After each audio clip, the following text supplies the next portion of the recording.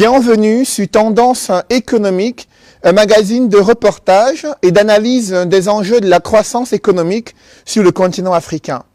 L'état des lieux de l'activité de crypto-monnaie reste encore méconnu en Afrique centrale en l'absence des rapports sur le nombre d'acteurs et le volume des transactions. Pourtant, au Cameroun, un rapport d'évaluation des risques de blanchiment d'argent fait état des flux financiers illicites de 160 milliards de francs CFA ayant circulé dans le réseau de crypto-monnaies et utilisés par des terroristes. Dès lors, de nombreux pays africains sont réticents à la réglementation du secteur où circulent les crypto-monnaies, mais les Africains, eux, en sont friands. Quelle est la définition de la crypto-monnaie? Quels sont les enjeux d'utilisation de cet instrument d'échange et d'instruments également de paiement? Nous allons en parler dans cette émission réalisée à Bangui avec Émile Parfait-Sim. Émile Parfait, bonsoir. Bonsoir, monsieur Cédric. Merci d'être notre invité dans cette émission. C'est moi qui vous dis merci de m'avoir offert ce plateau. Depuis quelques années en Afrique francophone et dans le monde, l'on parle de crypto-monnaie, de monnaie virtuelle.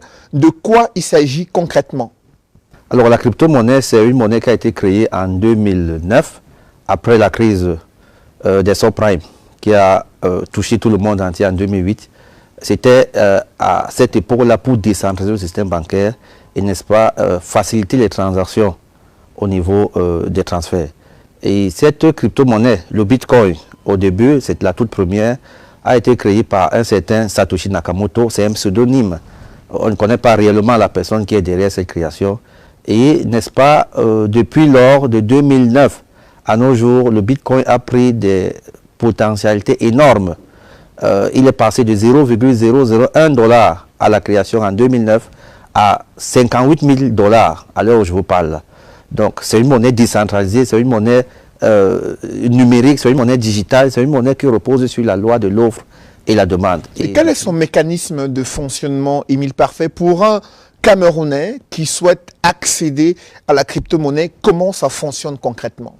Alors, pour un Camerounais qui souhaite accéder à la crypto-monnaie, il faut savoir que le Bitcoin, je veux beaucoup parler du Bitcoin parce que c'est la monnaie mère, c'est une monnaie qui a plusieurs définitions. Certaines personnes l'achètent pour faire des transactions, des transferts. D'autres l'achètent pour faire des investissements parce que c'est en même temps un actif financier. Et en tant qu'actif financier, on l'achète lorsque le prix est bas et on revend lorsqu'il prend de la valeur. Et c'est ça qui fait sa plus-value. Alors pour un Camerounais qui veut acheter, il faut d'abord savoir pour quelle raison il achète. Si c'est pour fructifier ses revenus, bien entendu, il va s'adresser aux professionnels du métier parce que le trading des crypto-monnaies, c'est un métier. Ce n'est pas un jeu au hasard, ce n'est pas la loterie, non. C'est un métier. Cette activité a créé plusieurs autres métiers. Aujourd'hui, vous avez des conseillers en crypto-investissement, vous avez des traders, vous avez des crypto-reporters, vous avez tout un tas de métiers qui ont été créés, des mineurs. Il faut donc s'adresser à ces personnes-là lorsque vous voulez acquérir des crypto-monnaies. Et puis, ces personnes-là vont identifier votre besoin. Soit si c'est pour faire des transactions, c'est-à-dire des transferts, soit c'est pour faire un investissement. On vous dira à quel moment acheter et à quel moment vendre. Alors, Émile Parfait, sur le marché financier d'Afrique centrale, on a vu la COSUMAF qui a interdit de fonctionnement de nombreuses entreprises qui ont laissé croire à leurs clients qu'ils font dans la crypto-monnaie et se sont retrouvés en incapacité pour certaines d'entre elles de rembourser les fonds investis au départ par leurs clients. On a également observé ce rapport fait par les services de renseignement camerounais qui fait état de 160 milliards de francs CFA comme flux illicite utilisé par des terroristes dans les réseaux de crypto-monnaie. Vous qui êtes dans ce secteur, comment expliquer cette floraison de marchés financiers illicites qui profitent de la méconnaissance de leurs clients sur les enjeux et de l'utilisation de la crypto-monnaie? Alors, il faut savoir que dans tout métier, il y a les brebis galeuses. C'est un secteur ouvert à tout le monde, les crypto-monnaies. Mais seulement, il faut apprendre. Il faut connaître les tenants et les aboutissants. Il faut savoir comment ils fonctionnent. ces entreprises qui ont fermé, je ne sais pas exactement si elles faisaient dans des crypto-monnaies, mais nous déplorons parce qu'aujourd'hui, nous sommes en train de travailler, nous sommes en train d'expliquer aux États que c'est un investissement c'est un secteur qui peut rapporter beaucoup à l'Afrique. D'ailleurs, le Nigeria est le 5e pays dans le monde à faire les transactions en crypto-monnaie pendant la crise du Covid. Et donc, c'est un secteur qui rapporte beaucoup. C'est un secteur qui crée beaucoup d'emplois. C'est un secteur qui crée, n'est-ce pas, beaucoup d'espoir à la jeunesse africaine qui en a perdu. Et comme je vous ai dit, il y a des brebis galeuses et il y a certaines personnes... Mais c'est aussi un secteur qui profite aussi aux terroristes, avec ce rapport du Cameroun qui estime qu'il y a 160 milliards de francs CFA qui ont circulé en 2018 dans les réseaux de crypto-monnaies et qui ont profité aux bandes armées séparatistes dans les régions anglophones. Je ne peux pas, n'est-ce pas, bien vous expliquer parce que je ne suis pas terroriste. Moi, j'ai investi dans les crypto-monnaies pour fluctuer mes revenus. Mais notez que chaque innovation a ses limites. Autant Internet aujourd'hui a beaucoup de limites. Regardez ce qui se passe dans les réseaux sociaux. Il y a même des gens qui forment, je crois que j'ai vu encore récemment, tout un gouvernement formé au Cameroun dans les réseaux sociaux. Il y a des gens qui sont élus présidents de la République dans les réseaux sociaux. Il y a des gens qui sont ministres, médecins. Tout secteur a des limites. Voilà pourquoi nous on appelle les États de l'Afrique centrale, l'Afrique francophone en général, parce que même l'Afrique de l'Ouest, y compris, à trouver un cadre réglementaire. Avec le cadre réglementaire, comme ça se fait dans d'autres pays, n'est-ce pas, on pourra limiter beaucoup de choses. Par exemple, à Dubaï, nous avons une entreprise à Dubaï, Sim13 Commercial Broker, qui a une licence d'exploitation des crypto-monnaies à Dubaï. Si vous achetez les crypto-monnaies ailleurs, ou alors si vous vous faites payer ailleurs par une tierce personne, n'ayant pas le reçu de ces entreprises-là, l'État vous frappe. On considère que vous avez soit arnaqué, soit volé, je ne sais pas. Pour acheter les crypto-monnaies à Dubaï, il faut aller dans l'entreprise X ou Y. Et nous en faisons partie. C'est la même chose qu'on doit faire en Afrique francophone. Au Cameroun, tout le monde devrait savoir que désormais, si je veux acheter les crypto-monnaies, je dois me diriger dans telle entreprise. Comme les banques. Si je veux vendre mes crypto-monnaies, je dois aller dans telle entreprise. Tel que, lorsqu'on constate qu'il y a une fuite quelque part, on s'adresse simplement à cette entreprise qui a un KYC, qui peut dire qu'effectivement, oui, X ou Y personnes achètent les crypto-monnaies. Et c'est justement là le reproche qui est fait à certains bureaux de crypto-monnaies, c'est l'absence de traçabilité et de l'origine de la monnaie fiduciaire investie par un client pour s'acheter des crypto-monnaies. Il y a très peu d'informations qui sont recueillies sur l'origine des transactions financières qui aboutissent à l'achat des crypto-monnaies. Comment comprendre cette absence de réglementation et de régulation dans votre secteur d'activité? Alors, je crois que nous, s'il faut parler de nous, Global Investment Trading, nous sommes une entreprise bien établie. C'est une société anonyme à responsabilité. Une société anonyme, oui, avec conseil d'administration. Nous travaillons avec des banques. Si vous voulez acheter une crypto-monnaie chez nous, ou vous voulez faire un investissement chez nous, bien entendu, vous partez déposer l'argent dans la banque. Une entreprise qui vend les crypto-monnaies n'est pas une banque. Elle n'aime non pas une microfinance. Ça veut dire que lorsque vous voulez acheter, vous déposez l'argent à la banque. C'est la banque qui doit se charger, n'est-ce pas, de vous demander l'origine de vos fonds. Ce n'est pas à nous. Nous, on n'en sait rien. Nous n'avons pas qualité de demander l'origine des fonds. Lorsque je vais acheter les crypto-monnaies dans Binance, parce que moi, la plateforme dans laquelle je traite, c'est Binance, je fais un virement bancaire de mon compte pour le compte de Binance. Maintenant, Binance estime que la banque, en amont, a fait ce travail au préalable, c'est-à-dire ce travail de source de revenus, de provenance de ces revenus, pour que Binance puisse me livrer les crypto-monnaies. Mais Binance, en aucun cas, n'a pas qualité de me demander d'où vient mon argent, parce que cet argent vient déjà d'une banque qui a fait ce premier travail. C'est la même chose que nous faisons au Cameroun, c'est la même chose que nous faisons à Dubaï, c'est la même chose que nous faisons dans tous les pays où nous sommes établis. Mais il y a une question de garantie qui se pose. Comment est-ce qu'un client qui souhaite, un Camerounais lambda ou un Africain qui souhaite s'intéresser à la crypto-monnaie, quelle est la garantie qu'il n'est pas en train de se faire anarquer sur le moyen ou long terme? Alors, il faudrait simplement que ce Camerounais, n'est-ce pas, se rapproche de l'entreprise qui est en train de lui vendre, n'est-ce pas, ces crypto-monnaies, ou alors qui est en train de lui proposer ce moyen d'investissement. Nous avons 3 sièges au Cameroun, bien que la note du ministre nous a demandé dernièrement d'arrêter d'abord nos activités. Nous fonctionnons actuellement sur Internet parce que la plateforme existe depuis très longtemps et pas seulement au Cameroun. Et donc, l'investisseur doit lui-même faire un travail préalable. Rapprochez-vous de cette entreprise, n'est-ce pas? Prenez tous les renseignements nécessaires sur l'existence même réelle de cette entreprise avant de vous lancer. C'est la même chose, hein, lorsque je veux acheter de l'or, rapprochez-vous de l'entreprise qui vend de l'or. Mais quand le ministre des Finances sort une note où il cite des entreprises qui, selon lui, évoluent en marge de la réglementation, et dont vous faites partie des entreprises citées, quelle démarche vous faites pour montrer la transparence et la crédibilité de votre structure? En continuant à évoluer sur Internet, est-ce que vous ne mettez pas en marge la réglementation faite par le gouvernement camerounais? Alors, il faut noter que au mois de février 2020, c'est nous, Global Investment Holdings, que nous sommes rapprochés de la commission de surveillance du marché financier pour leur dire qu'il y a une telle activité qui existe sur Internet. Il y a une telle activité qui peut rapporter beaucoup d'argent en Afrique, à la jeunesse africaine et centrafricaine, c'est-à-dire l'Afrique centrale. Nous avons déposé un dossier de demande de réglementation, d'agrément. Mais sauf que, comme je vous le disais tout à l'heure, les crypto-monnaies ne sont pas encore reconnues en Afrique francophone. Dans plusieurs pays au monde même, ce n'est pas seulement une histoire de l'Afrique, dans plusieurs pays. Et donc, il était question que la COJUMAF et même le ministère des Finances s'assoient, que ces deux institutions s'asseyent et trouvent un cadre réglementaire. On ne peut pas réglementer ce qui n'existe pas. Même la loi dit que la réglementation précède l'activité. Il faut qu'il y ait une activité qui existe d'abord. C'est à partir de cette existence qu'on peut sortir une réglementation. C'est comme les mobile money sont venus en Afrique, particulièrement au Cameroun. Il a fallu 3 ou 4 ans pour qu'on trouve un cadre réglementaire pour les mobile money.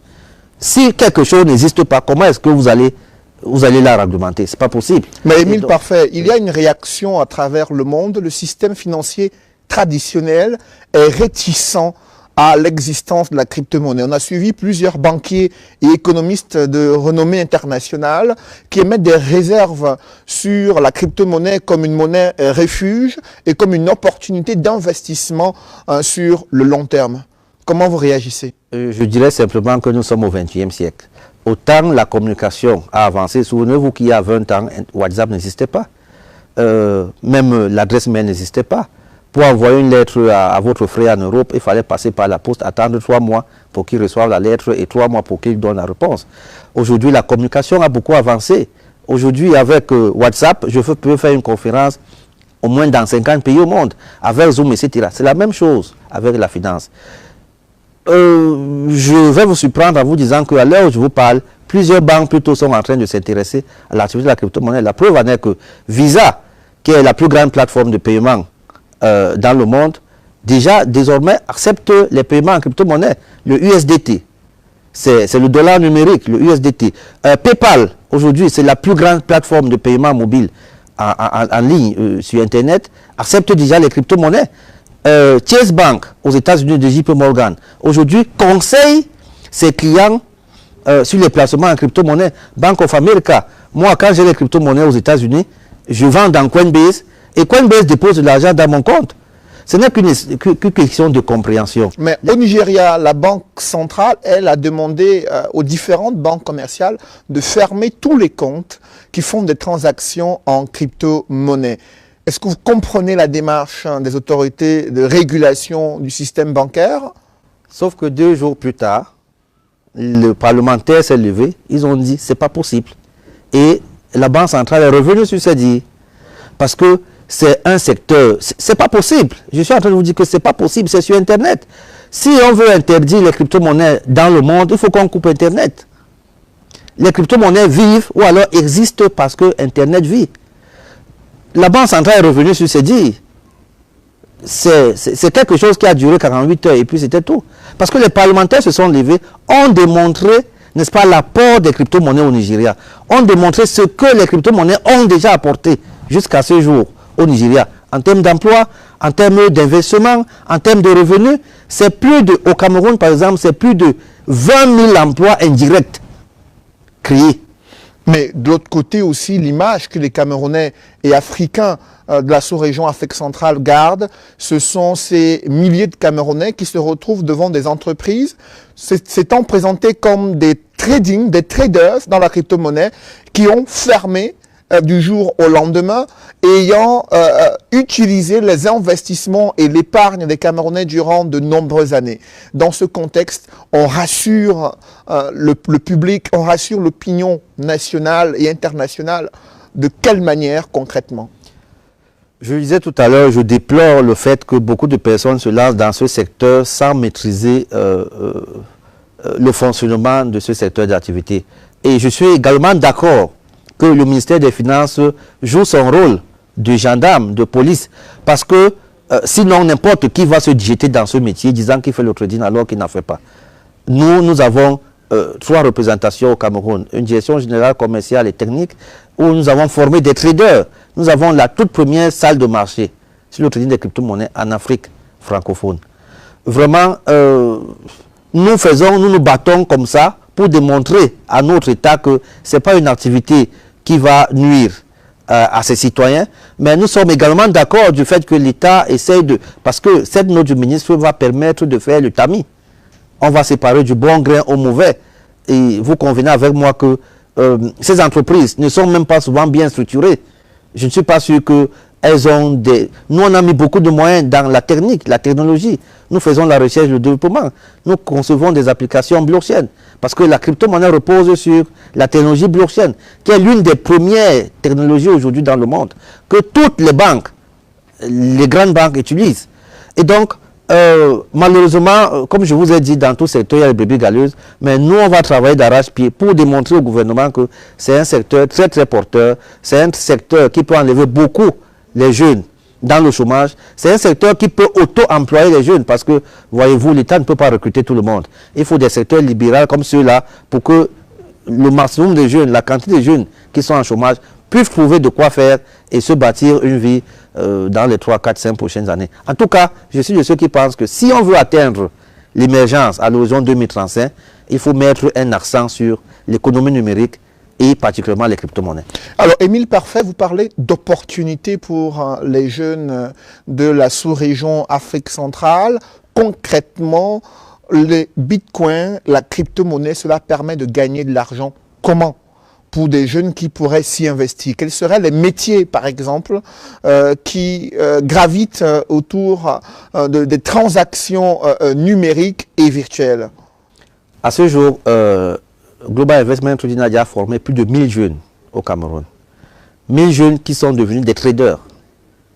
Un trader, c'est celui-là qui entre dans un marché financier, achète à prix bas et revend lorsque son actif a pris de la valeur. Un trader en français veut dire un commerçant. La grand-mère qui est au marché là, qui vend du macabo, elle est trader. Le papa qui vend ses têtes de chou est trader parce qu'il peut acheter en Djombe à 1000 francs une tête, il revient vendre à Douala à 2000. Il a son bénéfice. Aujourd'hui, nous avons formé plus de 1000 jeunes au Cameroun qui s'emploient eux-mêmes. C'est-à-dire qui sont devenus des traders, qui entrent dans le marché, achètent des crypto-monnaies et lorsqu'elles prennent de la valeur, revendent.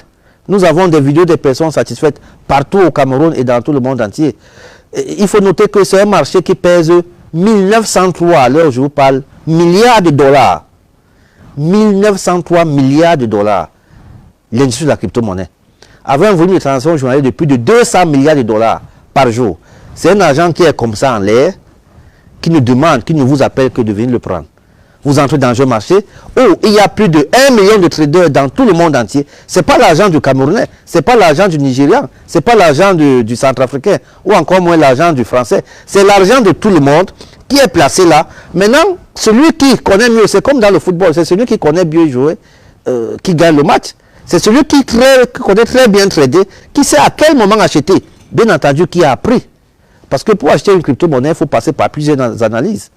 Nous avons l'analyse fondamentale qui vous permet de connaître la qualité de la crypto-monnaie, quelle est sa valeur ajoutée. Parce que c'est un marché qui compte plus de 8500 crypto-monnaies en bourse. Il faut connaître pourquoi acheter cette crypto-monnaie. Déjà, pourquoi elle a été créée. Et après, faire l'analyse technique, à quel moment l'acheter et à quel moment la vendre. Nous, aujourd'hui, à Global Investment Trading, nous sommes l'une des premières entreprises en Afrique à avoir créé une crypto-monnaie, le Simcoin, cotée en bourse.